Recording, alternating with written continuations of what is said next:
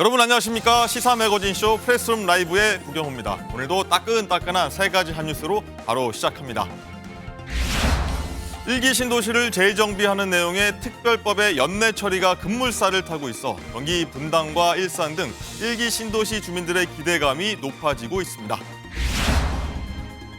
윤석열 대통령이 미국 샌프란시스코에서 열리는 아시아 태평양 경제협력체 APEC회의에 처음으로 참석하는데 한중 정상회담이 열릴지 관심이 모아집니다. 2024학년도 대학 수학능력시험이 하루 앞으로 다가온 가운데 오늘 예비 소집이 열립니다.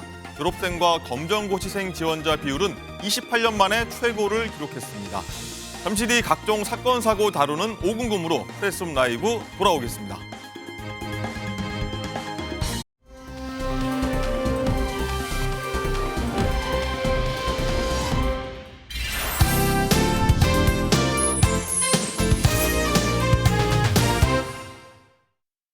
네, 프레스룸 라이브는 유튜브로도 함께 시청할 수 있으니까요. 댓글로 의견 많이 남겨주시기 바랍니다. 자, 먼저 오늘의 궁금한 뉴스, 5궁금의 궁금증 해결사분들 나오셨습니다. 어서 오십시오. 안녕하세요. 안녕하십니까. 예. 네, 첫 번째 5궁금은요. 몇 년 전 서울의 한 요양병원에서 환자 2명이 갑자기 연달아 숨지는 사건이 있었는데요. 우선 이 사건이요. 경찰이 해당 요양병원장한테 살인 혐의를 적용했고 구속영장은 기각됐지만 의문점이 한두 개가 아닌데요. 어떻게 된 일인지 이 내용 자세히 짚어보도록 하겠습니다. 먼저 장가희 기자, 먼저 사건 내용부터 한번 짚어볼까요? 네, 이 요양병원을 운영하던 의사 A씨는 지난 2015년 이곳에서 결핵에 걸린 80대 A 여성과 또 60대 남성 환자에게 약물을 투여해서 사망하게 한 혐의를 받고 있습니다. 경찰에 따르면 환자가 사망했을 당시에는 보호자들도 범행을 알지 못했기 때문에 경찰 수사가 이루어지지 않았고요. 당연히 부검도 실시되지가 않았습니다. 하지만 수년 뒤 경찰의 살인 관련 첩보가 접수됐고 병원 내부 고발자의 진술이 확보되면서 본격적인 수사가 진행됐습니다. 경찰은 지난달 병원 압수수색을 통해서 살인 혐의를 입증할 핵심 증거를 확보했다, 이렇게 밝힌 바 있습니다. 네, 김진희 변호사님. 결핵에 걸린 환자 2명한테 약물을 투여했는데 일단 숨졌습니다. 그리고 이 약물이 염화칼륨이라고요? 네, 맞습니다. 이제 염화칼륨을 투입을 한 것으로 나타났는데요. 이 염화칼륨이라는 게 굉장히 고위험 약품으로 이제 분류가 되고 있습니다. 그러니까 투약을 할 때 뭐 투약하는 양이라던가 아니면 심지어는 투약하는 속도까지도 굉장히 예민하게 조절을 해야 될 정도로 이렇게 위험한 약물이라고 하고요. 네. 그렇기 때문에 실제로 이제 일부 국가에서는 사형을 집행을 할 때 이 약물을 사용을 하기도 합니다.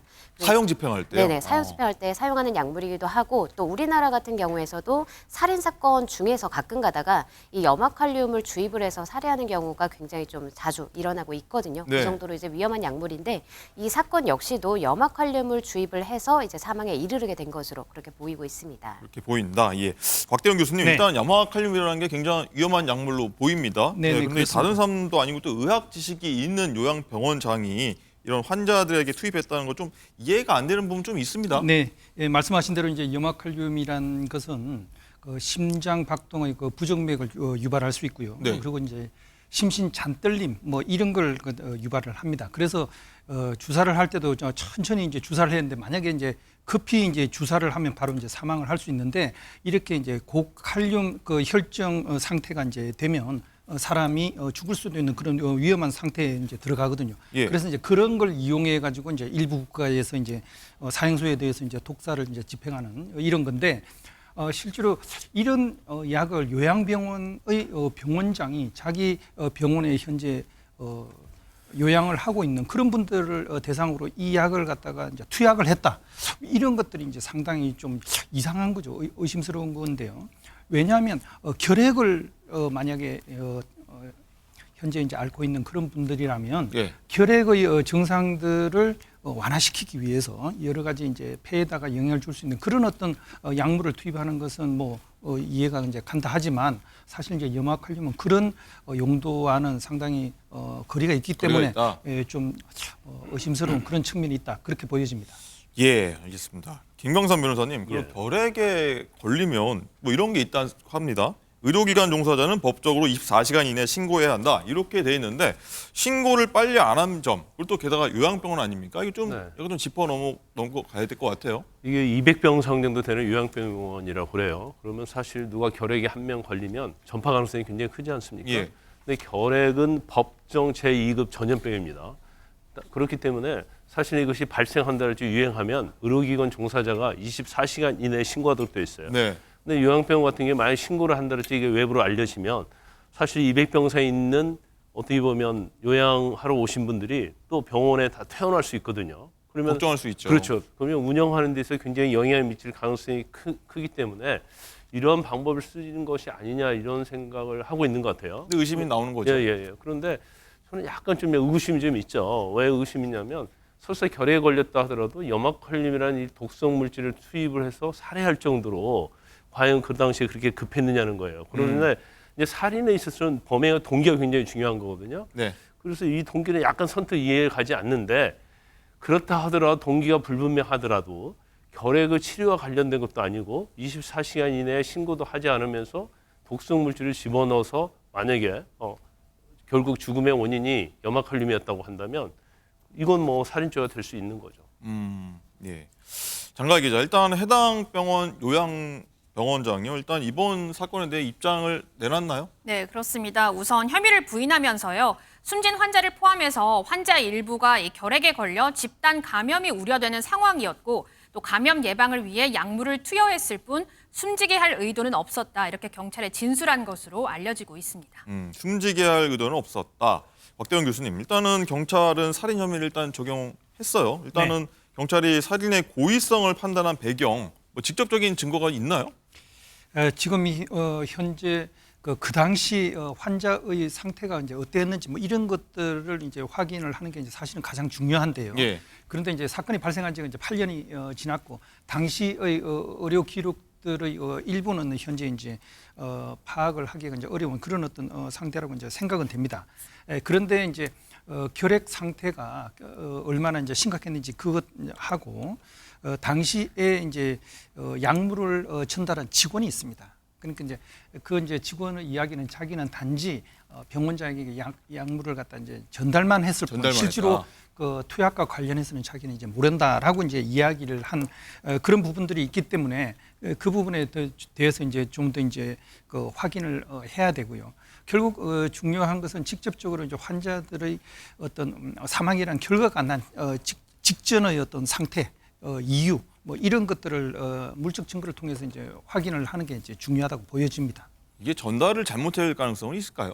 뭐 다른 약물을 잘못 전달했다거나. 뭐 그럴 가능성은 사실 이제 뭐 약물 같은 경우는 끝에 보면은 약의 어떤 성분하고 이제 이름 그런 것들이 이제 있고 하기 때문에 병원장이 어떤 약을 가져오라고 지시를 하고 그 약을 갖다 이제 가져다 줬을 가능성이 높죠. 그래서 이제 약물을 잘못 전달했을 가능성은 거의 없는 걸로 적어 보인다? 예, 보입니다. 예. 김광선 변호사님, 일단은 이제 8년 전 사건입니다. 일단은 이게 이렇게 의사에게 살인 혐의를 적용한다는 것, 이거 굉장히 좀 이례적인 거 아닙니까? 거의 일반적으로 이제 치료 과정에서 환자가 사망한 경우에는 이제 과실치사 혐의를 적용하죠. 그렇죠.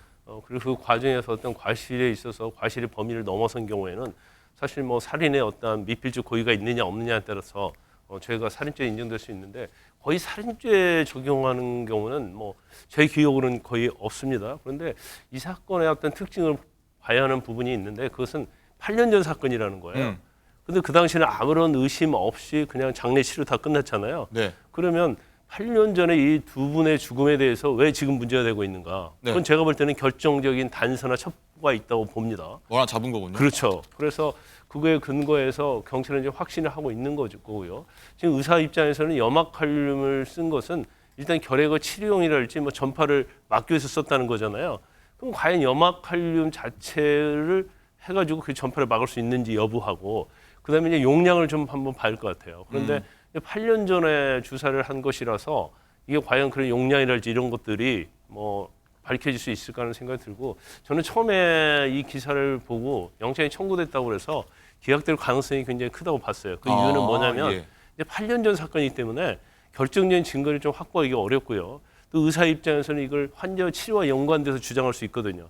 그러면 결과적으로 이게 죄가 인정되면 엄청난 사건이잖아요. 예. 그러면 결국 의사의 방어권을 보장하기 위해서 죄가 약간 있다는 의심이 들 정도다 할지라도 일단 영장을 기각하고 이제 법정에서 이제 치열하게 다투도록 아마 불구속으로 재판받을 수 있도록 기각을 한 것으로 보입니다. 네, 일단 말씀해 주셨는데 일단 어제 영장 실질 심사가 있었습니다. 그 당시 좀 의사가 말을 했는지 어떤 얘기가 있었는지 한번 그 상황을 한번 보고 오겠습니다. 환자 살해한 혐의 인정하십니까? 의료 과실로 인한 사망이라고 생각하십니까? 다량의 의료용 마약약품 사용하신 적 있으실까요? 혹시 연명치료 중단행위였나요? 네, 일단 고개를 숙인 뒤 이제 아무 말도 하지 않고 빠져나갔는데 장 기자 일단 이 이후에 구속 영장이 일단은 기각이 됐습니다. 네, 그렇습니다. 어제 기각이 됐는데 재판부는 이 피해자 사망 시점으로부터 수년이 지났기 때문에 이 피해자들의 직접 사인이 밝혀지지 않았다 이렇게 언급을 했고요. 또 행위 자체에 대한 직접 증거가 부족해서 범죄 성립 여부에 다툼 의지가 있다고 판단했습니다. 또 이 병원 행정 직원도 살인 공범으로 지목이 됐는데 이 직원에 대한 영장도 함께 기각이 됐습니다. 김광삼 변호사님 일단은 네. 다툼 의지가 있다. 그래서 말씀하신 대로 기각이 예상하셨다고 했는데 예상이 됐는데 일단 주의 깊게 봐야 될 것 같은데 앞으로 어떻게 전개가 될까요? 일단 그 영장 기각 사유 중에 직접적인 사인, 그러니까 원인이 무엇이냐는 거죠. 근데 직접 사인 원인 자체가 8년 전 사건이단 말이에요. 네. 아무런 문제 없이 진행되다 이제 와서 진행되기 때문에 결국 염화칼륨을 과도하게 투여했느냐 안 했느냐 이게 과연 의도성이 있느냐 없느냐 이런 문제가 될 수 있어요. 그리고 지금 한 명이 아니고 또 두 명이잖아요. 네.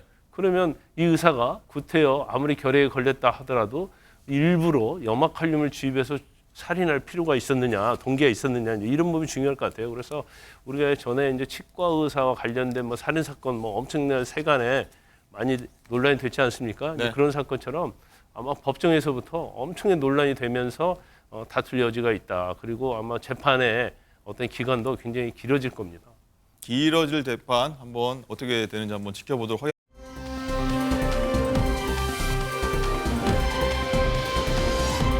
다음 5공공으로 한번 넘어가 보도록 하겠습니다.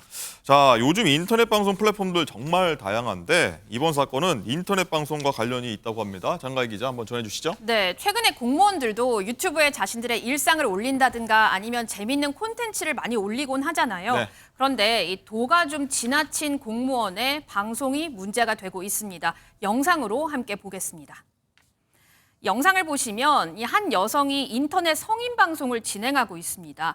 담배도 피고요, 술도 마시면서 시청자와 얘기도 나누는데요. 누군가 저렇게 현금성 아이템을 선물하니까 갑자기 좀 신체를 노출하는 모습을 보이기도 합니다. 네. 또 이게 점점 수위가 심각해지니까요. 인터넷 방송 운영자가 제재를 가하면서 결국에는 방송이 꺼졌습니다. 그런데 이 여성 알고 보니까 국가부처 소속의 7급 주무관이었습니다. 이 흐릿하긴 하지만요. 실제로 보면 막 이게 좀 적나라한 부분이 있어서 흐릿하게 저희가 표시를 했는데 일단 김진희 변호사님, 공무원은 일단 뭐 다른 거 겸직이라고 하죠. 이런 거 할 수 없지 않습니까? 이런 거 해도 됩니까? 일단 말씀하신 게 맞습니다. 그러니까 금지가 되는 게 이제 결론적으로 맞고요. 그러니까 이제 국가공무원법에 따르면 이제 공무원들은 이제 영리를 목적으로 하는 업무에 정사를 하지 못하고 또 소속 기관장의 허가 없이 또 다른 직무를 겸할 수가 없습니다. 그러니까 이제 겸직을 하거나 이런 영리 목적의 업무를 할 수가 없는 것도 명백하고, 그리고 또 지금 이 방송이 그냥 일반 어떤 개인 방송도 아니고 성인 방송 BJ라고 이제 네. 지금 얘기를 하고 있기 때문에 이 부분은 이제 국가공무원법에서 정한 그 품위유지 의무 위반도 당연히 해당되는 것 같습니다. 근데 지금 문제는 이제 또 다른 해명을 지금 이 여성이 내놓고 있는 예? 것인데요. 이 해명은 뭐냐면 이 여성은 본인이 공무원으로 임용되고 나서 그다음에 발령받기 전까지의 기간 동안에만 이제 이 성인방송 BJ로 활동을 했다. 이렇게 지금 해명을 하고는 있습니다. 발령되기 전까지 했던 일이다. 이렇게 얘기한 거군요. 김광삼 변호사님, 네. 일단은 발령받기 전까지 방송을 했더라도 사실 이제 임용된 순간부터는 이제 공무원 아니겠습니까? 그렇죠. 처벌이 좀 불가피할 거란 일각의 예상도 있긴 한데 변호사님 어떻게 보세요? 불가피할 거예요. 그러니까 일단 공무원 임용이 되면 공무원 신분을 가진 거거든요. 그러면 예. 공무원이 지켜야 할 직업 윤리, 겸직 금지 의무 이런 것들을 다 지켜야 하는 겁니다. 그래서 아마 일단 공무원 신분을 취득했기 때문에 이제 그걸 전제로 해서 아마 감사에 들어갈 거예요. 그래서 첫 번째는 품위유지, 직업상 품위유지, 공무원의 품위유지를 했느냐 여부, 그리고 겸직을 하려고 하면 이제 허가를 받아야 하거든요. 근데 그 허가를 받지 않고 했기 때문에 이 부분도 문제가 될 수 있고요. 그리고 일반적으로 이제 허가를 받는다 하더라도요. 직무상 뭐 능률을 떨어뜨리지 않아야 하고 그다음에 어떤 불명예스러운 그러한 이 직무와 관련해서 영향이 없도록 해야 하거든요. 예. 여러 가지 조건이 까다로워요. 그래서 겸직 금지 허가 받는 게 사실은 쉽지는 않습니다. 그런데 이 공무원은 일단은 뭐 임용되는 순간 공무원이었기 때문에 이런 부분에 대해서 감사를 다 조사할 것이고 지금 저희가 유튜브 뭐 보시다시피 아마 저 내용 자체를 보면 여기에 다 해당이 될 것 같아요. 그래서 처벌은 불가피하다 이렇게 봅니다. 불가피하다.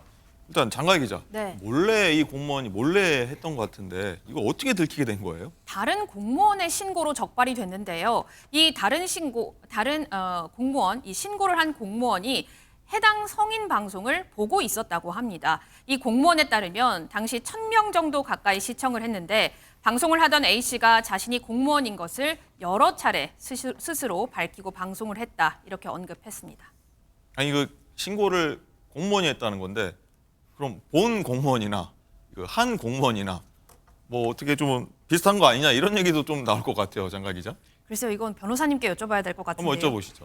아니 이제 사실 저거 자체를 시청한 것은 문제가 없죠. 불법은 아니니까요. 네, 사실. 공무원 불법 아니고 자기가 행동한 게 아니잖아요. 그래서 뭐 품위 유지랄지 직업윤리 이런 거하고는 뭐 별 상관이 없을 것 같아요. 그런데 또 한편을 보면 설사 처벌을 안 받는다 하더라도 공무원이 과연 저런 야한 그런 유튜브를 즐겨 보는 게 과연 맞냐 하는 좀 문제가 좀 있을 것 같아요. 그리고 아마 그 성인방송 BJ 한 공무원 자체는 네. 자신이 공무원이라고 밝히면 오히려 많이 시청도 많이 들어오고 주일도 끌 수 있지 그렇죠. 않을까. 우리가 굉장히 이례적이잖아요. 공무원이 한다고 공무원이 하니까. 나와서 BJ를 해. 그렇기 때문에 그런 것들 그리고 경우에 따른 뭐 현금성 뭐 채수 해준다랄지 이런 것들을 굉장히 노리고 공무원이라는 직위를 이용한 것이다 이렇게 볼 수 있을 것 같아요. 곽대원 교수님, 네. 이 신분을 공무원이라는 신분을 왜 밝혔을까요? 그거 이해가 안 가거든요. 네, 그렇습니다. 사실 자신의 신분이 이제 공무원이다 이런 걸 밝히는 상당히 이제 부적절한 그렇죠. 일이 아닌가 이제 그렇게 보여지고요. 그리고 이제 지금 나오는 여러 가지 뭐 이야기에 따르면 본격적으로 공무원으로서 이제 정식으로 근무를 하기 전의 일이다. 이렇게 이제 본다면 사실 이제 공무원이 처음에 이제 임용되기 전에 여러 가지 이제 직업에 이제 관련된 전문적인 교육을 받고 그 안에 보면은 공직 윤리에 관한 그런 어떤 교육을 받고 어떠한 행동을 하면 안 되는지 뭐 이런 것들에 대해서 이제 주의사항 뭐 이런 것도 이제 듣게 되는데 그러한 교육을 받기 전에 이제 이런 활동을 한 게 아닌가 예. 그렇게 이제 판단은 되는데요. 그럼에도 불구하고 우리 이 사회에서는 공무원에 대한 기대가 이제 상당히 높습니다. 예. 일반인보다 이제 높은 그런 어떤 뭐 도덕성, 뭐 윤리성 그리고 이제 여러 가지 이제 행동에 있어서 주의해야 할 뭐 이러한 것들을 기대하고 있기 때문에 그런 사회적인 기대를 갖다가 무너뜨린 그런 행위다. 그렇게 볼 수 있겠습니다. 일단은 뭐 신고한 공무원도 이 영상을 봤던 공무원이고 뭐 한 공무원도 뭐 공무원이고 그래서 일단 공무원 기강이 좀 무너진 거 아니냐 그래서 이런 얘기가 나오는 것 같습니다, 교수님. 예, 그렇습니다. 사실 뭐 공직자는 자유로운 뭐 개인 사인으로서 이제 그냥 뭐 퇴근에 할 수 있는 뭐 그런 어떤 뭐 행동들이 있고요. 그럼에도 불구하고 적어도 이제 지켜야 될 그런 어떤 기준선 뭐 이런 것들이 있는데 사실 우리 사회에서는 뭐 공직자들에 대해서는 일반적으로 이제 그런 어떤 기대치가 이제 상당히 높습니다. 네. 그래서 자신의 그 일상 생활에서도 항상 조심하고 주의하고 신중을 기해야 될 그런 필요가 있는 거죠. 그런데 이제 그런 어떤 좀 본분들을 좀 망각한 게 아닌가 하는 아쉬움이 있습니다. 알겠습니다. 김진희 변호사님, 일단 이 공무원이 어떻게 저러냐 하는 게 어떤 드라마가 있다고 하더라고요. 뭐 마스크 거리다 뭐 이런 드라마도 있다고 현실판 된 게 아니냐 이런 얘기도 있고 뭐 벌이가 얼마나 좀 약했으면 저렇겠느냐 하는 반응이 좀 있더라고요. 어떤 의견 갖고 계세요? 그 굉장히 좀 인터넷에 보면 반응이 굉장히 여러 가지가 나오고 있는 것 같아요. 그러니까 이게 신고자도 잘못이다라는 반응부터 시작을 해서 네. 뭐 이게 아무리 공무원이라 그래도 이게 부적절한 것 아니냐라는 반응도 있고 아니면 공무원 벌이가 약하다 보니까 결국에 이런 사태에 내몰리게 된 거다 이런 반응도 있는데 제가 봤을 때는 사실 이러한 어떤 행동은 비난을 피하기는 좀 어려울 것 같기는 합니다. 왜 그러냐면 사실 이 본인이 본인이 뭐 어떤 것 때문에 이렇게 행동을 했는지는 사실 알 수는 없죠. 왜 그러냐면 뭐 정말로 벌이가 약해서 뭔가를 또 추가 수입을 얻기 위해서 이런 행동을 한 건지 아니면 뭐 본인이 그냥 단순하게 하고 싶어서 한 건지 그 부분은 알 수는 없지만 그럼에도 불구하고 뭐 요즘에 아무리 개인 방송 많이 한다 하더라도 네. 이거는 그냥 개인 방송도 아니고 또 이제 성인 방송이잖아요. 그러다 보니까 사회적으로는 이런 성인 방송하는 게 그냥 좋게만 또 보여지지는 않는 것이 지금 현실이지 않습니까? 네. 그러다 보니까 비난 피하기도 어렵고 게다가 또 이제 공무원으로 임용된 다음에 본인이 공무원이다라고 얘기를 하면서 이렇게 했다고 하면 비난 가능성이 굉장히 높다고 보여집니다. 어떤 이유를 떠나더라도 일단 비난은 피할 수 없다. 이렇게 정리하면 될 것 같습니다.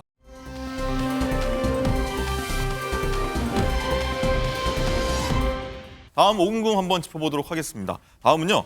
다른 사람도 아니고 친아빠한테 성추행을 당하고 결국 목숨을 끊은 안타까운 사연입니다. 하지만 친부는요. 계속 무고를 주장하고 있다고 하는데 이거 한번 짚어보도록 하겠습니다.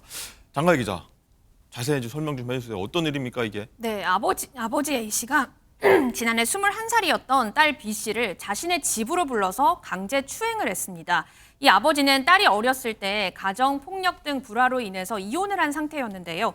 그런데 지난해 1월 갑자기 딸에게 대학생도 됐으니까 좀 밥을 먹자 이렇게 얘기를 했고 딸을 만난 뒤 집으로 데려가서 신체 접촉은 물론이고요. 이 성폭행까지 시도한 것으로 조사가 됐습니다.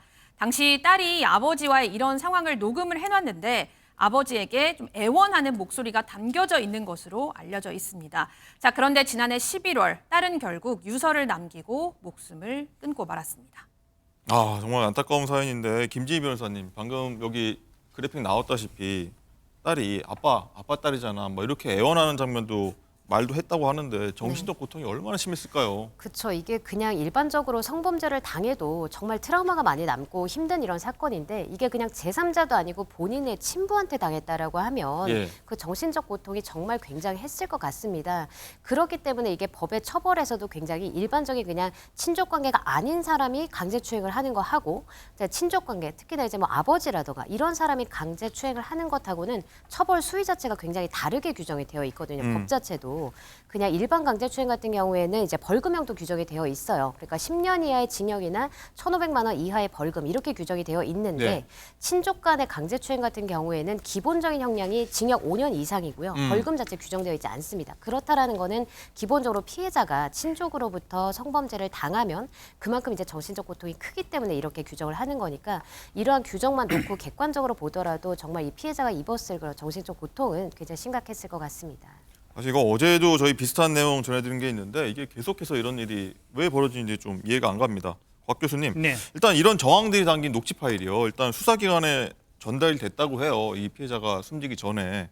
왜 제대로 수사가 안 됐는지 이 부분 좀 짚어 넘어가야 될 것 같아요. 네, 피해 사실이 이제 발생한 것은 지난해 1월입니다. 그런데 실제로 이제 이 피해자가 자신의 숙소에 유서를 남기고 극단적인 선택을 한 것은 11월 달이죠. 예. 그래서 이제 상당한 좀 기간이 이제 지난 이후인데요. 그동안에 이제 수사기관에 이제 고소를 했음에도 불구하고 꽤 이제 시간이 지났는데도 이제 별다른 수사 상황이 이제 진전이 없었어요. 없는 이런 상황에 대해서 이제 피해자들은 극도의 이제 불안감을 느끼고 이제 실망을 하게 되고 수사기관이 제대로 이제 일을 하고 있는 건지 물론 여러 가지 뭐 사실관계를 확인하고 이제 증거들을 파악하고 그리고 이제 성범죄 같은 경우는 사실 이제 가해자, 피해자, 당사자 외에 이제 뭐 다른 사람들이 없으니까 추가적인 그런 자료를 얻기 위한 노력이 이제 쉽지는 않긴 하지만 네. 그럼에도 불구하고 꽤 이제 오랜 시간이 지났음에도 불구하고 그런 어떤 수사기관의 수사상의 진전이 없는 뭐 이런 거에 대해서 이제 피해자가 상당히 실망을 했을 가능성이 네. 있는 겁니다. 뭐 수사기관에도 많은 분들이 조금 화가 날 텐데 더 화가 나는 건요. 이 사건 이후에도 반성하지 않는 친부의 태도인데 무고를 주장했다고 해요. 근데 대부분의 어떤 성범죄 사건에서요, 본인의 어떤 무죄를 주장하는 측은 피해자가 자신을 허위로 고소했다. 그래서 무고다 이런 주장을 좀 많이 해요. 그런데 이 사건을 이제 전체적으로 언론 보도된 거에 의한 증거를 좀 검토해 보면 일단은 당시에 성추행을 당할 당시에 녹취 파일이 있고요. 그다음에 이 피해자 여성이 극단적 선택을 하지 않았습니까? 예. 근데 유서에도 그런 내용이 또 나와 있어요. 그리고 사실 어떤 진술을 했는데 그 진술이 이제 전체적으로 거의 동일하다고 볼 수 있거든요. 그러면 과연 피해자가 친부를 과연 무고할 이유가 어디에 있는가? 그 이유를 찾을 수 없고 또 증거상 뭐 녹취 파일 같은 게 너무나 명백하기 때문에 네. 본인이 목숨을 끊는 그 순간에도 아버지로부터 나는 성추행을 당했다 이런 내용의 유서를 쓴 걸 보면 이게 사실일 텐데 지금 아마 지금 피고인 입장에서 친부 입장에서 보면 이것이 인정이 되면 아까 우리 김 변호사님께서 말씀하신 것처럼 이제 친족 간 성폭행이 되는 거거든요. 네. 그럼 형량이 엄청 높아지기 때문에 본인의 입장에서는 이걸 끝까지 무죄를 주장할 수밖에 없는 그런 상황에서 무고를 주장한 게 아닌가 싶습니다. 무고를 주장했다는 것 자체가 사실 좀 이해가 안 되는 상황인데 김진희 변호사님 말씀하신 대로 징역 5년인데 재판부 판단 이게 적당하다 보십니까? 일단은 제 사견을 말씀을 드리면 이 형량이 좀 부족하다라는 생각이 듭니다. 왜 그러냐면 친족 간의 강제추행 아까 전에 말씀드렸던 것처럼 최소 형량이 징역 5년 이상이거든요. 그럼 이게 최소적인 어떤 그 형량이 선고가 거의 된 거라고 그러니까요. 봐요. 근데 이제 사실 이렇게 선고된 이유를 정확히 알 수는 없지만 뭐 판결문이 있는 것도 아니고 지금 상황에서 그렇긴 한데 사실 뭐 이 사람이 초범인지 아니면 뭐 그 이후에 뭐 용서를 받았는지 아니면 정확한 사실관계가 어떤 건지에 따라서 형량이라는 게 이제 달라질 수는 있는 거기는 하지만 지금 같은 경우에는 이제 이 사람이 계속해서 반성을 전혀 하지 않고 있는 태도로 보이거든요. 왜냐하면 본인이 이제 무고를 당했다라고 주장을 하는 거기 때문에 어떻게 보면 반성도 전혀 하지 않고 있는데도 불구하고 5년이 나왔다라고 보기 때문에 이 부분도 저는 굉장히 좀 아쉬운 부분이고요. 그리고 또 뿐만 아니라 지금 이 피해자가 사망을 하기는 했습니다만 사망을 해서 뭔가 추가적인 진술을 할 수 없는 상황이라 하더라도 뭐 유서라던가 아니면 조금 전에 김광석 변호사님 말씀을 하셨는데 뭐 당시에 있었던 녹취 파일이라던가 이런 것들을 보면 사실 일관된 어떤 피해자 진술은 충분히 확보가 가능하고 신빙성 굉장히 높거든요. 그러면 이런저런 거를 종합을 했을 때 징역 5년이라는 어떤 시력이 선고가 된 것은 아무래도 좀 제 개인적인 사견입니다만은 적게 선고가 된 것 아닌가 이렇게 적게. 생각이 듭니다. 아 근데 뭐 5년 받은 것도 억울하다고 항소했다고요? 네네 맞습니다. 지금 방금 말씀하신 것처럼 이 지금 가해자 그러니까 피고인은 1심 선고가 끝나고 나서 법정을 나가면서 이제 소리까지 질렀다고 해요. 그러니까 내가 왜 유죄냐라고 이제 소리를 쳤다는 네. 것인데 지금 이제 검사도 항소를 했습니다. 검사는 이 형량이 너무 작다라고 해서 항소를 한 것이고 이 피고인은 역시나도 이제 뭐 사실 오인, 법리 오해 그리고 또 가장 중요한 건 본인이 너무 무고를 당했는데도 불구하고 심하게 처벌을 당했다라고 해서 항소까지 지금 한 상황이거든요. 그래서 이 피고인의 주장은 오랜만에 딸을 만났는데 딸한테 꿈을 이제 꺾는 그런 말을 하니까 딸이 홧김에 본인을 무고한 거다라고 하면서 이제 주장을 계속 하고 있는 것입니다. 뭐 사실인지는 좀 믿을 수 없긴 한데 또 게다가 이 지금 피고인의 변호인 같은 경우에는 지금 제출된 그런 녹취 파일이라는 게 있다고 했잖아요. 예. 그 녹취 파일이 좀 조작이 된 걸 수도 있다. 그러니까 그 녹취 파일 들어보면 타이핑하는 그런 소리가 이제 담겨 있는데 아무래도 조직적으로 뭔가 무고를 하려고 한 것 아닌가 이런 의심을 계속해서 제기를 하고 있다고 합니다. 김광삼 변호사님. 네. 일단 친부 측 변호인 측의 주장도 좀 아이러니해요. 이 성추행 당한 순간 무고 방법을 실시간으로 조언받았다. 뭐 이런 얘기를 하는데 변호사 입장에서 이거 어떻게 보십니까? 왠지 본인 입장에서 그런 것 같아요. 이제 그 강제 추행 당하는 당시에 녹취 파일이 있다고 증거가 있어서 이제 예. 그게 상당히 중요한 근거가 되었던 걸로 보입니다. 그러면 아마 피고인 주장은 뭐냐면 녹취를 일부러 했다는 거죠. 그리고 뭐 유도를 했고, 유도를 했다, 피해자가? 그래서 자신을 강제 추행범으로 몰기 위해서 서로 조직적으로 짜고 한 게 아니냐 이제 이런 주장을 하는 것 같아요. 뭐 저희 기록을 안 봐서 정확히는 알 수 없지만 예. 그런데 이 녹취가 하게 된 경위가 보면 아마 피해자의 언니가 피해자한테 전화를 했던 모양입니다. 그런데 피해자가 당하고 있는 그런 상황이었던가 봐요. 그래서 피해자 언니가 이제 그걸 녹취를 한 거죠.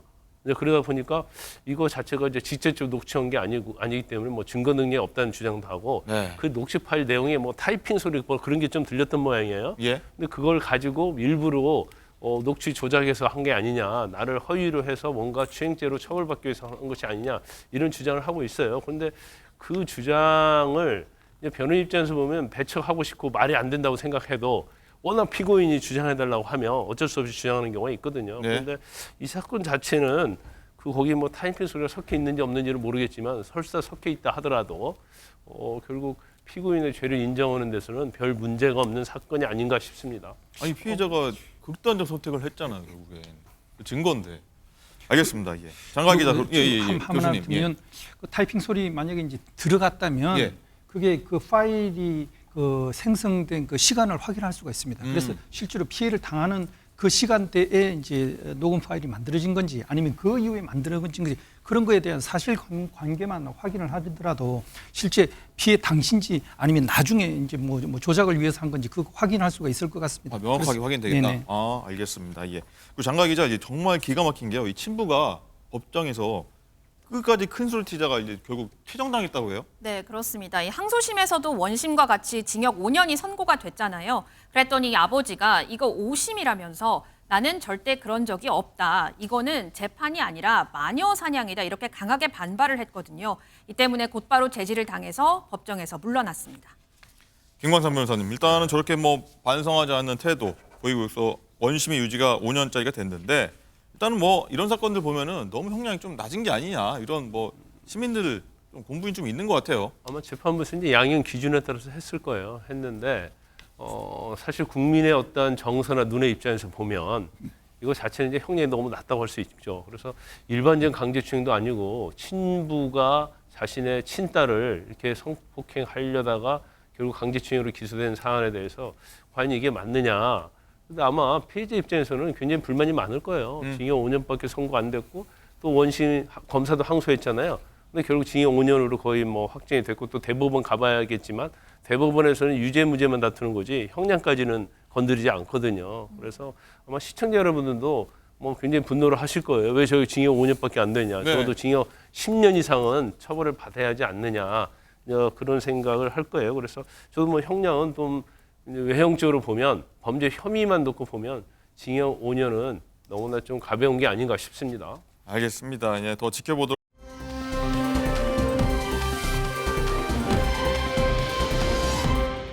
다음 5공공으로 그럼 넘어가 보도록 하겠습니다. 이 묻지마 칼부림, 이 묻지마 폭행, 이유 없이 남을 해치는 어떤 묻지마 범죄가 요즘 굉장히 좀 많이 일어나고 있어서 좀 걱정이 되는데 최근에는요, 이 많지 않은 40대 남성이 중학생들한테 아무런 이유 없이 뭐 날라차기를 지하철에서 했습니다. 이 내용 한번 보도록 할 텐데 장가 기자, 인천 지하철에서 발생한 사건이라고요? 네, 그렇습니다. 너무나도 경악스러운 일이 발생을 했는데요. 영상으로 한번 확인을 해보겠습니다. 자, 지하철 내부 모습이죠. 한 남성이 갑자기 앉아있는 승객에게 발길질을 퍽 합니다. 심지어 여기다가 공중부양하듯이 손잡이를 양손으로 잡더니 앉아있는 학생에게 또 발길질을 하는데요. 주변에 있던 학생들이 말려보려고 했지만 이 남성이 다시 학생에게 달려들었다고 합니다. 이게 지난 9일 밤 11시 40분쯤 인천 2호선 지하철 안에서 발생한 일입니다. 이 피해 중학생들은 시험 기간 친구들과 늦은 밤까지 공부를 하다가 지하철을 탔는데 갑자기 이 가해 남성이 시비를 걸기 시작했다고 해요. 그래서 이 학생들은 당시 가해 남성이 많이 취한 것 같아서 일부러 못 본 척을 했는데 갑자기 욕설을 하면서 폭행을 했다고 합니다. 네. 이후 지하철을 타고 이 남성이 그대로 어이구, 예. 도주했는데요. 결국에는 경찰에 붙잡혔습니다. 김진희 변호사님, 이거 학생들 정말 무방비로 당한 거잖아요. 뭐 많이 다쳤을 것 같은데 어때요? 네, 일단 이 학생 중에 한 명은 뇌출혈 의심 소견으로 전치 2주의 이제 부상을 입었다고 뇌출혈 합니다. 네네. 그렇기 때문에 이제 부상 정도가 좀 그래도 뭐 생각보다는 그렇게 크지 않아서 그나마 이제 다행이라고 할 수는 다행입니다. 있을 것 같은데요. 일단 이 날차기를 한 남성 같은 경우에는 경찰에 자진 출석을 했다고 합니다. 그래서 이제 경찰에다가 진술을 했는데 진술 내용을 보면 이유가 있어서 그랬다라고 이제 진술을 했다는 이유가 겁니다. 있어서 그랬다? 그래서 뭐 이유라는 게 뭔지는 모르겠지만 사실 이유가 있다 그래서 이렇게 폭행을 한다는 것 자체가 일단 말이 안 되긴 합니다만 그렇죠. 이렇게 일단 진술을 했다는 것이고요. 그리고 이제 경찰 관계자에 따르면 지금 아직까지는 조사하는 단계이기 때문에 뭐 범행 경위라던가 동기라던가 이런 부분은 좀 더 조사를 해봐야 되는 부분이고 이 발차기를 한 남성 그리고 또 학생들을 불러서 추가 조사를 하고 목격자들도 찾고 있는 상황이라고 합니다. 박 교수님, 네. 이유가 있어서 때렸다. 뭐 맞을 짓을 했다. 뭐 이 얘기입니까? 말이 됩니까? 이게 변명이라고 합니까? 그거는 이제 가해자가 이제 그렇게 이제 일방적으로 이제 주장을 하는 건데 사실 뭐 저희들이 납득하기는 쉽지 않습니다. 예. 뭐 그럼에도 불구하고 아마 뭐 자신이 뭐 학생들에게 무슨 말을 하거나 이제 뭐 행동을 지적하거나 했는데 아이들이 제대로 이제 자기 말을 갖다 이제 들어주지 않았거나 또는 자기 말을 뭐 무시하고 이제 욕을 했다. 뭐 이런 것 때문에 자기는 이유가 있다고 생각을 하지만 그렇다고 해가지고 이런 어린 중학생들을 대상으로 폭행하는 이런 행동이 합리화되거나 정당화될 수가 없는 거죠.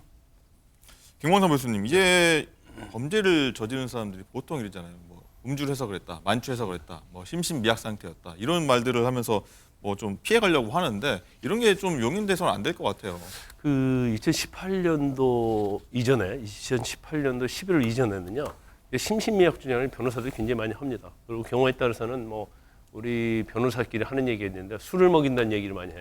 그러니까 심신 감경을 받기 위해서 술이 안 먹었는데도 먹었다는 취지 먹었다고 주장해서 해라, 뭐 이런 식으로. 그런 형량을 이제 감경시키는 그런 방법을 많이 썼었어요. 예. 그러다 보니까 많이 문제가 됐고 특히 이제 성범죄랄지 음주운전 이런 데서는 심신 감경하는 게 지금 말이 되지 않는 거거든요. 네. 대부분 술 먹고 하는 거예요. 그래서 2018년도 11월 29일에 법이 개정이 됩니다. 그래서 전에는 만약에 술을 먹어서 심신이 미약하다는 것이 밝혀지면 판사가 당연히 의무적으로 형을 깎게 돼 있어요. 그런데 2018년 11월 달에 법이 개정되면서 감경할 수 있다 이렇게 돼 있어요. 그러니까 감경해도 되고 안 해도 된단 말이에요. 이제 그러면서 경향이 어떻게 왔냐면 재판부가 대부분이 아무리 술을 많이 먹고 어떤 심신미약을 주장해도 이것을 형량에 반영하지 않아요. 그래서 요즘의 어떤 법원의 추세는 심신미약 주장이 형량에 영향을 거의 미치지 않는다. 네. 이렇게 볼 수 있습니다. 알겠습니다. 이 참 속상한데 좀 죗값은 뭐 때린 거 아니겠습니까? 이유 없이 거기에 대해서 좀 지길 바라겠고요. 오늘 5군구문 여기까지 하도록 하겠습니다. 잠시 뒤에는요 정치권 소식 얘기할 테니까요. 많은 시청 바라겠습니다. 오늘 말씀 모두 감사드립니다. 고맙습니다.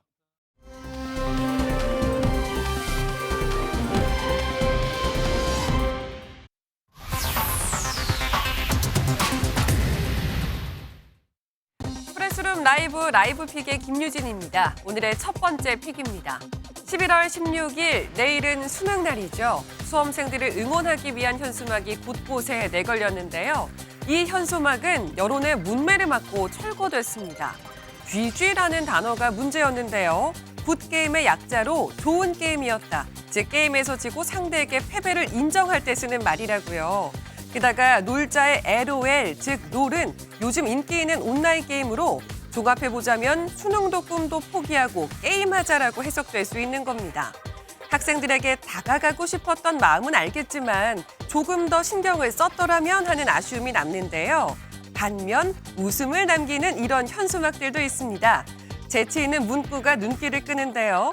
특히 민주당 전재소 의원은 자신의 이름을 이용해 응원 메시지를 전하기도 했네요. 내용은 어떻든 모두의 마음은 같습니다. 이 응원에 힘입어 모두 실력 발휘 잘하고 왔으면 좋겠네요. 요즘 해가 좀 빨리 지긴 하지만 7시면 아직 초저녁이죠.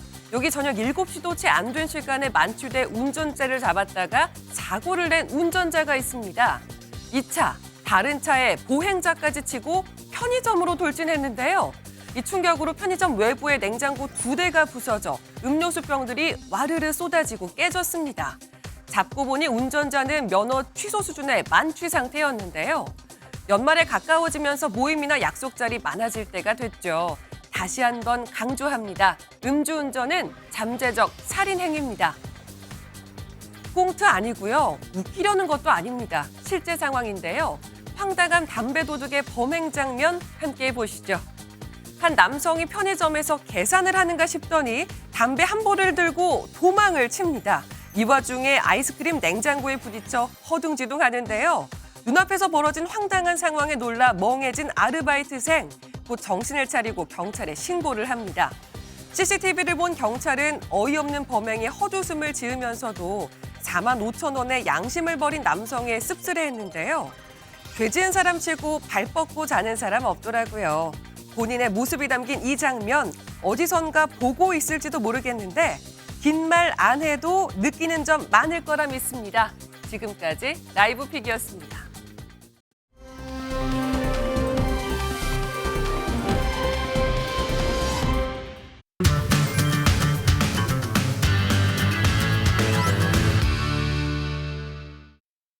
네, 정치권의 핫한 이슈를 모아모은 이슈집입니다. 프레스룸 라이브의 뉴스 핵심 관계자 두 분 나오셨습니다. 어서 오십시오. 안녕하세요. 안녕하십니까.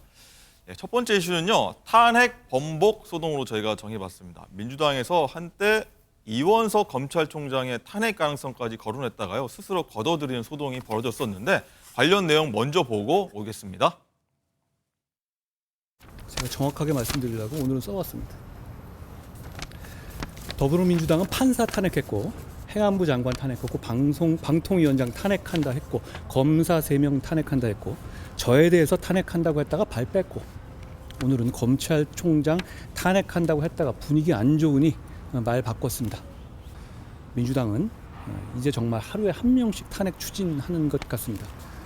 만약에 법무부가 자유민주주의를 파괴했다는 이유로 더불어민주당에 대한 위헌정당 심판을 청구하면 어떨 것 같습니까?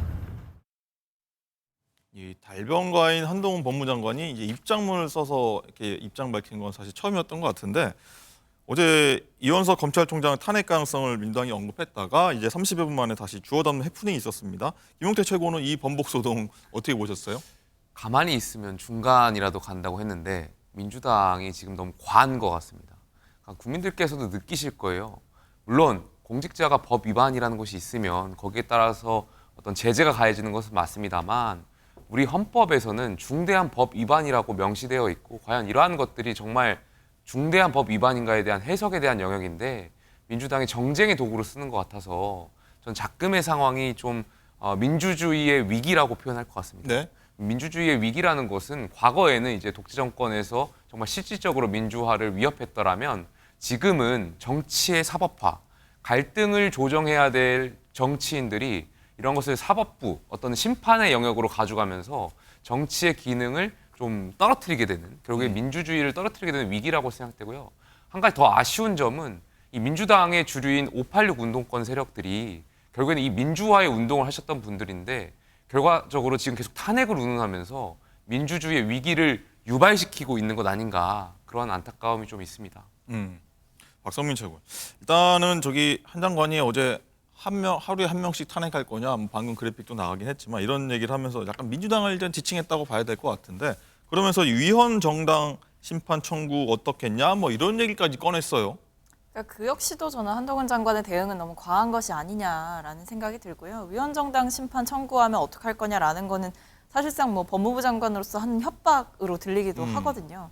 물론 민주당이 저 역시도 탄핵이라는 카드를 너무 자주 남발하게 되면 좀 오히려 역풍을 맞을 우려는 있다 이렇게 생각하고 일각의 지적에도 동의합니다. 네. 하지만 지금 저희가 추진하고 있는 것 중에 검사에 대한 탄핵, 그러니까 비리검사에 대한 탄핵 이런 부분들은 대검찰청에 고발을 했음에도 불구하고 몇 주가 지나도록 아무런 조치가 이루어지지 않거나 아니면 검찰 내부에서 충분히 자정작용을 할 수 있음에도 불구하고 비리 혐의를 받고 있는 또는 재판 절차에 임하고 있는 사람을 승진시키거나 이런 일들이 반복되었기 때문에 저희는 최후의 수단으로서 탄핵을 또 동원하고 있는 상황인 것이고요. 그래서 이런 여러 가지 맥락들을 좀 봐주셨으면 하는데 한동훈 장관의 발언, 특히 마지막에 이제 위헌 정당 심판 청구하면 어떡할 거냐 이런 것은 결국 공격을 위한 공격에 불과해서 좀 한동훈 장관의 감정적인 언사도 자제되었으면 하는 바람입니다. 한 장관도 좀 감정적으로 대응한 것 같다 이런 말씀이신 것 같은데 일단은 뭐 말씀하셨지만 탄핵이 너무 좀 잦다 이런 얘기가 있는데 민주당 내에서는 이런 분위기에 대해서는 또 어떻게 받아들이고 있나요? 뭐 신중론도 있는 것 같고 또 그럼에도 불구하고 우리가 좀 적극적으로 윤석열 정부와 좀 여러 가지 이제 전선을 긋고 적극적으로 싸워야 된다라는 이야기도 하고 있는 것 같고요. 사실 이게 김용태 최고도 앞서 말씀을 해주셨는데 정치의 실종이라는 상황 때문에 벌어지는 일인 것 같기도 합니다. 만약에 우리가 윤석열 정부를 향해서 여러 가지 비판을 하고 있고 야당의 비판을 좀 정상적으로 수용할 수 있는, 그러니까 야당과 소통하고 있는 대통령의 모습이라든지 이런 모습들이 갖춰져 있다면 저희가 굳이 뭔가 탄핵이라는 절차를 밟을 이유까지는 없을 수도 있거든요. 저희의 이야기가 중간에서 수용되기만 한다면. 그런데 지금 보면 뭐 장관들의 인사에 대한 문제라든지 아니면 국정 운영의 기조에 대한 문제 이런 것들을 아무리 지적해도 듣지 않습니다. 소통이 되지도 않고 만나지도 않습니다. 그런 부분에서 민주당이 좀 더 강하게 투쟁하는 방식으로서 탄핵이라는 것을 또 선택하고 있는 것이 아닌가 싶습니다. 네. 뭐 두 번째 이슈를 한번 넘어가 볼까요? 다음은요. 한동훈 욕하기 릴레이입니다. 또 한동훈 장관 얘기인데 어떤 얘기냐면 송영길 전 대표에 이어서요. 민주당 의원들이 입을 모아서 한 장관을 향해서 좀 거친 표현을 최근에 많이 하고 있지 않습니까? 이쯤 되면 좀 욕하기 릴레이 아니냐 이런 얘기를 나오고 있어서 저희가 이 주제를 잡아봤는데 먼저 영상 보고 오겠습니다. 생물학적 어리다는 게 아니라 인격과 경륜이 너무 유치하기 때문에 이것을 제가 지적한 말이다 이렇게 말씀을 드리고 이렇게 법무부 장관을 후지게 하는 정권은 처음인 것 같아요. 그리고 도덕적을 이야기하는데 한동훈 장관이 나보다 나이가 10살이 더 어린데 검사를 하셔가지고 재산이 43억이고 타워팰리스에 살고 계십니다. 나는 돈이 부족해서 서울에 아파트를 얻지 못하고 연립주택 5층에 지금 4억 3천만 원 전세 아파트 살고 있습니다. 한동훈 장관 사법고시 하나 합격했다는 이유로 땀을 흘려 일을 해봤습니까? 뭘 해봤습니까? 사람들이 다 한동훈을 두려워하잖아요. 그러니까 옛날에 꼭 진시 황제 때 그 지록 유마의 상황이 돼 있는 거예요. 조고, 환관 조고와 같은 역할을 하고 있는 겁니다. 국민들께서 이번 기회에 그분들의 말과 그동안의 행동에 대해서 잘 보고 판단하실 거라고 생각합니다. 네, 송영길 전 대표가 한 장관은 고급 아파트에 산다, 뭐 얼마짜리에 산다 이런 얘기까지 하는데 일단 도덕성 공방 얘기하면서 이런 사적인 내용 이런 것까지 하는 게 왜 그런지 모르겠는데 김용태 최고는 어떻게 보셨어요? 안물안궁입니다. 예. 물어보지도 않았고 궁금하지도 않았던 내용들을 송영길 전 대표가 나와서 이렇게 하시는 거 보니까 굉장히 감정적이구나. 저는 벌써 송영길 전 대표가 국민들의 판단이 이미 끝났다라고 보고요. 이미 한 패, 1패를 하고 다 들어간 그런 행위였다라고 생각해요. 자유민주주의에서 개인의 자산을 가지고 공격하는 것은 저는 굉장히 비겁한 행위라고 생각되고요. 그리고 그 돈이 있다고 해서 악한 프레임을 씌우는 것은 과거의 586 운동권들이 잘못된 저는 프레임이라고 생각해요. 당연히 자유민주주의에서 적법하게 경쟁을 통해서 돈을 벌 수 있었던 것이고 만약에 한동훈 장관의 도덕성이 문제가 돼서 불법한 행위로 인해서 재산을 불렸다라면 그것을 그 한동훈 장관의 청문회 때 그 도덕성 검증을 하지 못한 민주당 청문위원들의 실력이 부족했던 거 아니겠습니까? 저는 한동훈 장관의 청문회를 기억해 보면요. 그 당시에 모 민주당 청문위원이 이모인지 고모인지 잘 기억은 안 납니다만 네. 그렇게 말도 안 되는 내용들을 했었던 기억이 나고요. 또 술 취했던 것 아니냐 비아냥을 들었던 민주당 모 청문위원밖에 생각나지 않습니다. 결과적으로 민주당이 이런 것을 계속 프레임을 씌워가지고 한동훈 장관을 공격하는 행태는 이미 저는 국민적인 판단을 끝난 상황이라고 생각합니다. 끝난 상황이다. 박성민 최고. 일단은 송영길 대표가 그런 얘기도 하더라고요. 이 진시 황제 때 황간로 비유도 했는데 이 황제를 둘러었던 황간 이 얘기를 한 거지 않습니까? 일단은 이쯤 되면 좀 사적인 감정이 한 장관한테 많이 들어간 게 아니냐 이렇게 보이긴 해요. 일단 발언의 수위가 굉장히 높고 그리고 공인을 하셨던 분인데, 그러니까 공직자를 하셨던 분인데 본인이 가지고 있는 이 정치적 입지가 있음에도 불구하고 이렇게 감정적인 언사만을 쏟아내고 사실상 뭔가 논리와 정책에 대한 지적보다는 어떻게 보면 개인의 신상에 대한 비난 이런 것들이 이루어지고 있어서 국민들 보시기에는 굉장히 필요한 논쟁이다 이렇게 생각을 하고 있습니다. 앵커께서 앞전에 이 주제를 다루면서 한동훈 욕하기 릴레이라고 소개를 해주셨는데 네. 저는 이런 논쟁들이야말로 결국에는 한동훈 장관 키워주기 릴레이가 이어지고 있는 것이다라는 생각을 하거든요. 한동훈 장관 역시도 대응에 있어서 감정을 숨기지 않았습니다. 법무부 장관이라는 공직에 있음에도 불구하고 입장문을 내면서 어떻게 보면 지금 민주당 소속의 정치인도 아닌 분에게 어떻게 보면 원외 인사인 인물에게까지 그분의 비판을 참지 못하고 여러 가지 말들을 섞어서 비판을 하셨거든요. 한동훈 장관의 발언 중에서도 뭐 부적절한 추문 이런 말들은 사실 검찰 사무를 총괄하고 있고 증거와 법리로 말해야 했던 그런 검사로서의 정체성 이런 부분에 비춰봤을 때는 뭐 그렇게 적절한 반응은 아니었다 이런 생각도 들어서 결국에는 둘 다 감정 섞인 공방이 너무나 길게 이어져 가고 있고 여기에 일부 민주당 의원들까지 가세하고 있는 상황이다 보니까 저는 도대체 이 논쟁을 해서 남는 것이 무엇이냐 결국에 한동훈 장관의 반박만 남지 않겠냐 이런 생각이 들어서 착잡합니다. 박성민 최고 방금 얘기하신 김에 뭐 한동훈 장관 이제 체급 키워준다 이런 얘기하셨잖아요. 이 얘기 나온 김에요. 11월 지도자 선호도를 보니까 여권에서는요 한동훈 장관이 압도적으로 이제 1위에 올랐습니다. 야당이 소위 이제 때릴수록 한동훈 장관의 인기 어떤 체급만 올라간다 이런 지적이 있는데 민주당에서는 어떻게 좀 딜레마일 것 같아요. 지금까지 봤을 때는 한동훈 장관을 향한 비판이 굉장히 유효하게 그러니까 공격으로서 작용했던 경우가 굉장히 적어요.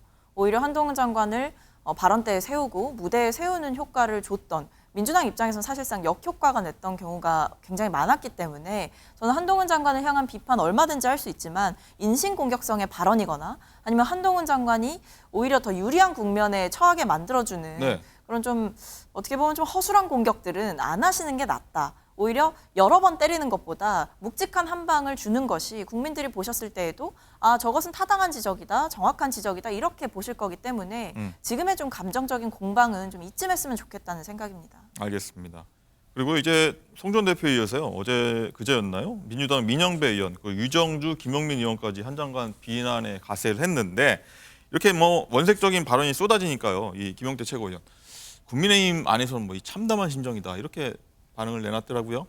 글쎄요, 뭐 국민의힘에서 거기에 대해서 반응할 필요가 있겠습니까? 저는 민영배 의원이나 이런 민주당의 의원분들이 송영길 전 대표를 두둔하면서 한동훈 장관을 공격하시는 것 같은데, 민영배 의원, 뭐 제가 메신저를 공격하긴 그렇습니다만 어떤 분이겠습니까?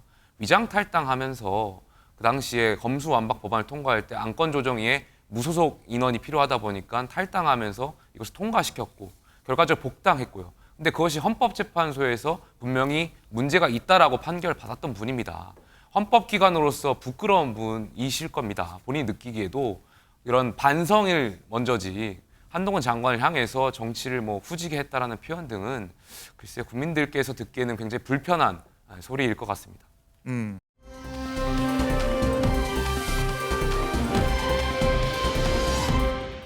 네, 뭐 송영길 전 대표 얘기 나온 김에요.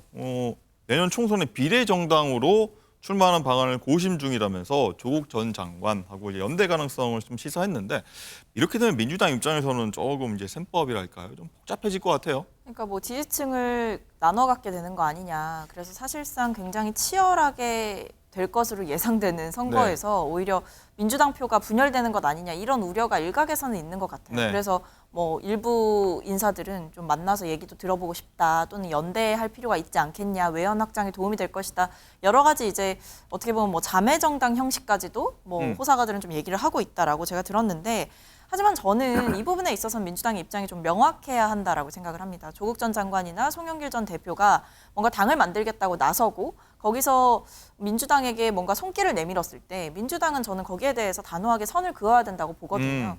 저는 외연 확장에 도움이 되는 행보가 아니라고 생각하고, 결국 다음 총선은 누가 더 기득권을 내려놓느냐, 누가 더 변화하고 반성하느냐, 이 부분이 핵심이 될 것으로 누가 봐도 자명한 상황이기 때문에 굳이 저희가 리스크를 감수하면서까지 외연 확장이 될 것이다라는 낙관적인 전망을 가지고 사실상 아직 법적으로 소명되지도 않고 해소되지 않은 의혹을 가진 분들과 손을 잡는 것은 좀 부적절한 행보다, 이렇게 생각하고 있습니다. 또 뭐 조추송이라고 하죠. 조국 전 장관, 뭐 추미애 전 장관, 송일 전 대표, 조추송이라고 하는데 이들 모두 이제 총선 출마를 이제 거의 기정사실을 하는 것 같아요. 맞습니다. 좀 민주당이 사실 예전 일로 인해서 좀 이들하고 좀 거리두기 해왔지 않습니까? 좀 난감해질 것 같아요. 그러니까 지금 이 상황에서 거리두기를 해왔는데 갑자기 손을 잡는 게 더 이상하거든요. 저는 일관성 있게, 그리고 저희의 원칙과 철학을 가지고 나아가야 된다라고 생각을 해서 조추송과 연대하는 일은 없어야 된다라고 단호하게 반대하고 싶습니다. 그렇군요. 알겠습니다. 또 신당 얘기 나오고 있는 와중에요. 민주당 이원욱 의원 등 이제 좀 비명계 탈당설이 좀 나왔습니다. 12월 중하순 뭐 시한까지 나왔는데, 오늘 이원욱 의원 같은 경우에는 탈당 논의 해본 적 없다고 하는데 왜 그런 말이 나온 건지 일단 김용태 최고부터 한번 얘기해 여야 볼까요? 모두 지금 죄송합니다. 여야 모두 내년 총선이 임박하면서 물밑에서 이 공천에 대해서 힘겨루기가 장난이 아닌 것 같습니다. 야당도 아마 지금 언론이나 이제 풍문으로 듣기로 이 비명계 의원들이 이재명 대표에게 뭐 지분을 요구했다, 그렇지 않으면 탈당을 하겠다, 뭐 이런 풍문들이 계속 돌고 있는 것은 분명히 그 안에서 야당 상황도 이제 복잡한 상황이고, 또 실제로 그런 일들이 오고 갔지 않았을까에 대한 국민적인 어떤 의구심이 드는 상황인 것 같습니다. 비명계들도 지금 결과적으로 이재명 대표를 향해서 이재명 대표가 가질 수 있는 권력이라는 것이 공천권밖에 없거든요. 야당 대표로서 여당과 다르기 때문에 그 권한을 비명계가 좀 나눠 갖고자 아마 이것을 압박하기 위해서 일부러 풍문을 흘릴 수도 있는 것이고요. 이게 뭐 작전, 어떤 전략상 그런 계략일 수도 있을 것 같아서 조금 더 지켜봐야 될 것 같습니다. 박성민 최고는 어떻게 보십니까? 일단은 뭐 이른바 비명계의 연대는 분명히 있는 것이 확실한데 각자가 가고자 하는 방향은 다 좀 다른 것 같아요. 예를 들면 어떤 분들은 만약에 말이 통하지 않는다면, 그러니까 본인들이 주장하는 변화가 받아들여지지 않는다면 탈당까지도 본인은 하겠다라고 생각하는 인사도 그 안에 있는 거고, 다른 분들은 아니다, 나는 계속 당에 남아서 당의 변화를 당 안에서 만들어 볼 거다, 이렇게 생각하는 분들이 사실상 나눠져 있고, 큰 방향성, 그러니까 민주당이 변화해야 된다라는 공감대는 있지만 그 세부적인 방향성에 있어서는 확실히 이견이 존재하는 상황이기 때문에 이 부분 역시도 비명계의 과제가 아니겠느냐, 이렇게 생각을 하고 있습니다. 신당 얘기 나온 김에요. 이 여권의 신당 얘기도 있습니다. 국민의힘 이준석 전 대표의 신당 창당 얘기인데 이준석과 천하용인 뭐 회동이 최근에 있었고요. 이 좀 당사자 아니겠습니까? 천하용인의 당사자이신데 근데 창당이 조금 약간 부정적인 시각을 개인적으로 갖고 계신 걸로 들었는데 어떤가요? 저는 일단 개인적으로 제 입장에서는 일단 책임 윤리적인 관점에서 저희가 그래도 지도부였고 윤석열 대통령을 저희가 함께 당선되기 위해서 같이 노력했고 윤석열 대통령이 국민들께 비판받는 지점이 있다면 같이 당인으로서 책임지는 게 그것이 책임 윤리적인 관점에서 맞는 것이다라는 명분을 갖고 있었는데 이제 이전 대표를 만나가지고 제가 설득하려고 했습니다. 사실 창당을 하는 것은 이러이러한 논리 때문에 맞지 않지 않겠냐 네. 했는데 워낙 이전 대표에 대한 또 창당에 대한 의지가 강하고 그러다 보니까 그렇다면 또 그 논리도 또 맞는 것 같아서 결국에는 정치라는 것이 국민을 바라봐야 하고 지금과 같이 대통령실과 당이 변화에 대한 어떤 모멘텀이 없을 때는 어떻게 할 것인가 여기에 대해서 정치인으로서 책임 있는 정치인으로서 어떻게 대응해 나갈 것인가에 대한 논쟁을 주고받았는데요. 네. 그래서 그 자리를 통해 가지고 뭐 탈당, 뭐 창당에 대해서 완전히 부정적으로만 보진 않겠다. 열린 다 백지 상태에서 종합적으로 보고 신중히 고민하겠다 이런 의견을 좀 나눴습니다. 일단 뭐 이런 이전 대표 행보가 일단 몸값 키우기 아니냐, 뭐 비례정당 아니면 뭐 무소속 연대로 갈 가능성이 있는 거 아니냐, 뭐 이렇게 했는데 일단 직접 얘기 들어보고 논쟁도 벌여본 입장에서 좀 어떻게 보세요? 비례정당으로 가려고 하는 것 아니냐라는 일각의 그런 추측은 아닌 것 같습니다. 왜냐하면 이전 대표가 지역구 출마를 굉장히 강하게 희망하고 있고 또 요구가 있다면 어떻게 보면 보수 정당의 지역적인 굉장히 중요한 지역인 영남에서 출마하려고 하는 의지가 굉장히 강했기 때문에 비례정당을 추측하는 것은 섣부를 것 같아요. 또 연동형 비례대표제가 어떻게 될지 모르는 상황에서 변수가 많기 때문에 비례정당만큼은 아닌 것 같고요. 분명히 어떤 수권정당으로서의 전국정당으로서의 또 영남권에서 보수정당의 혁신 경쟁을 가지고 하겠다는 이전 대표의 의지가 좀 강했던 것으로 저는 파악했습니다. 그런 영남권이라면 대구에서 지역구로 출마하겠다는 그런 의지로 봐야 될까요? 대구 지역을 좀 염두에 두고 있었던 것 같습니다. 알겠습니다.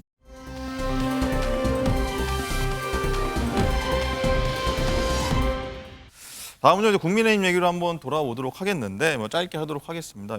국민의힘 혁신위가 조기 예산설까지 나왔는데 뭐 김 전 대표는 또 약간 좀 급발진이다, 좀 조절하자 이런 얘기를 했습니다. 김용태 최고는 일단은 이 얘기 보고서 뭐 김 전 대표의 급발진 표현을 일단 경고의 메시지로 보시나요? 뭐 다른 의미로 해석하시나요? 일단 경고라고 저는 생각되고요. 혁신위가 지금 너무 급한 것 같습니다. 일단 당이 위기고요. 당은 혁신위가 성공해야 된다라고 하는 것만큼은 많은 당원들이 생각할 거예요. 그런데 지금처럼 혁신위가 이렇게 불출마를 종용하고 설사 그러한 것들이 있다고 하더라도 시기적으로 지금 너무 이릅니다. 11월 중순이고요.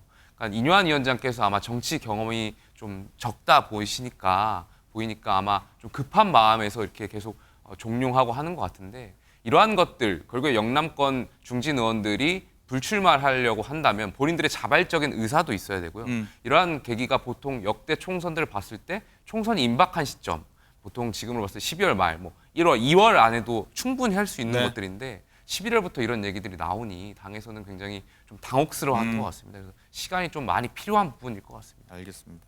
박성민 최고는 일단은 조기 예산설 얘기가 흘러나온 걸 아니라고는 했는데 어떻게 보면은 성과를 혁신위가 못 내고 있다는 어떤 위기감에서 이런 얘기가 나온 게 아닌가 이런 생각도 드는데 어떻게 보세요? 뭐 일단 혁신위원들 입장에서는 본인들이 아무리 토론을 하고 혁신안을 제안을 한다고 하더라도 뭐 어떠한 응답도 오지 않는 상황이다 보니까 혁신위원들 입장에서는 굉장히 김 빠지는 상황이다라고 볼 수 있겠고요.